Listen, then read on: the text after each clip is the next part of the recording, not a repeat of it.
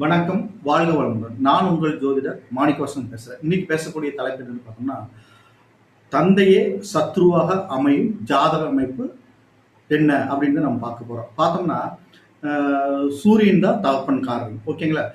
சூரியன் வந்து பார்த்தோம்னா லக்னத்துக்கு 6, 8, 12 மறைஞ்சு இருக்கிற ஒரு அமைப்பு. ரெண்டாவது பார்த்தோம்னா பாக்கியாதிபதி 9 குடையவன் தந்தை ஸ்தானாதிபதி அவர் வந்து பார்த்தோம்னா 6, 8, 12 அமைஞ்சிருக்கிற அமைப்பு.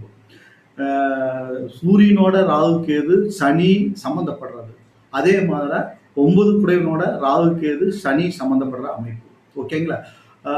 இந்த மாதிரி லக்னாதிபதி வந்து 6 சூரியனோட சேர்ந்து 6, 8, 12 அமைகிற அமைப்பு. இந்த மாதிரி அமைப்பு, இந்த மாதிரி காம்பினேஷன் வந்துட்டா தந்தையார் மூலமாக அந்த ஜாதகருக்கு அனுகூலமற்ற பலன்கள் தான் நடக்கும்.